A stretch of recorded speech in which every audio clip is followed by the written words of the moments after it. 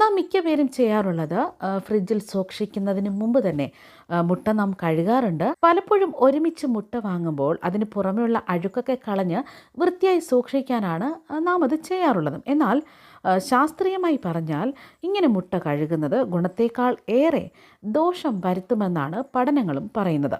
മുട്ടയുടെ പുറന്തോടിന് പുറത്തായി പ്രകൃതിദത്തമായ മറ്റൊരു കവചമുണ്ടെന്നും പഠനങ്ങൾ വ്യക്തമാക്കുന്നു.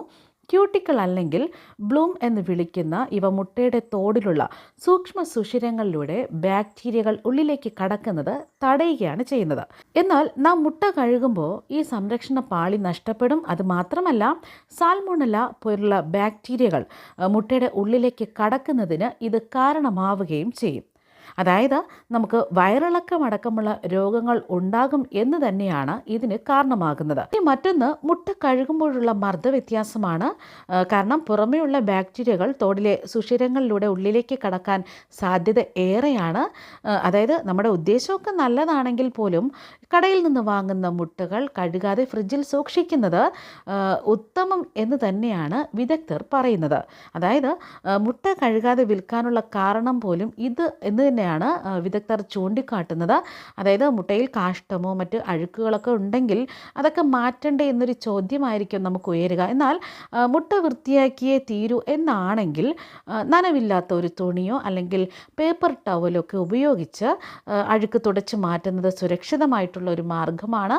ഇനി കഴുകിയേ തീരൂ എന്നാണെങ്കിൽ പാകം ചെയ്യുന്നതിന് മുമ്പായി ചെറു ചൂടുവെള്ളത്തിൽ ഇതൊക്കെ കഴുകി അപ്പോൾ തന്നെ അത് ഉപയോഗിക്കുക. മുട്ട വെള്ളത്തിൽ കുതിർത്ത് വെക്കാൻ പാടില്ല എന്ന് തന്നെ പറയുന്നു. അതായത് കൃത്യമായി പാകം ചെയ്ത് കഴിക്കുന്നതിലൂടെ നമുക്ക് ഇത്തരം ബാക്ടീരിയകളെ നശിപ്പിക്കാൻ സാധിക്കും. അതുപോലെ മുട്ട സൂക്ഷിക്കുമ്പോൾ നാം മറ്റൊരു കാര്യം കൂടി ശ്രദ്ധിക്കേണ്ടതുണ്ട്. അതായത് നമ്മുടെ ഫ്രിഡ്ജുകളിലും മറ്റുമാണ് മുട്ട സൂക്ഷിക്കുന്നത് എങ്കിൽ അത് നമുക്കറിയാം, നമ്മൾ ഡ്രേ ഡോറിലാണ് ഉപയോഗിക്കുന്നത്. എന്നാൽ അത് ശരിയല്ല. അതായത് ഇത്തരം ഡോറിൽ മുട്ട സൂക്ഷിക്കുന്നത് വഴി ഫ്രിഡ്ജ് ഇടയ്ക്കിടയ്ക്ക് തുറക്കുകയും അടയ്ക്കുകയും ഒക്കെ ചെയ്യുമ്പോൾ ഡോറിലെ താപനിലയിൽ വ്യത്യാസമൊക്കെ ഉണ്ടാകും. ഇത് മുട്ട പെട്ടെന്ന് കേടാകാൻ തന്നെ കാരണമാകുന്നുണ്ട്. അതുകൊണ്ട് എപ്പോഴും ഫ്രിഡ്ജിൻ്റെ അകത്തുള്ള തട്ടുകളിൽ വേണം നമ്മുടെ മുട്ട സൂക്ഷിക്കാനായിട്ട്.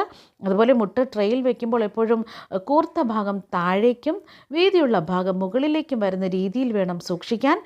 മുട്ടയുള്ള വീതിയുള്ള ഭാഗത്താണ് വായു അറകളുള്ളത്. ഇത് മുകൾ ഭാഗത്ത് വരുന്നത് മുട്ടയ്ക്കുള്ളിലെ മഞ്ഞക്കുരു നടുവിൽ തന്നെ നിൽക്കാനും ബാക്ടീരിയ ബാധിക്കുന്ന തടഞ്ഞ് കൂടുതൽ കാലം ഫ്രഷായിരിക്കാനും ഒക്കെ സാധിക്കും. അതുപോലെ തന്നെ ഫ്രിഡ്ജിൽ തുറന്നു വെക്കുന്നത് മുട്ടയുടെ രുചിയെ തന്നെ ബാധിക്കുമെന്നും പറയുകയാണ്. ഇനി മുട്ട പഴകിയതാണോ എന്ന് സംശയമുണ്ടെങ്കിൽ അത് പരിശോധിക്കാൻ നമുക്ക് മുന്നിലൊരു മാർഗമുണ്ട്. അതായത് ഒരു ഗ്ലാസ് വെള്ളത്തിൽ മുട്ട സാവധാനം ഇടുക.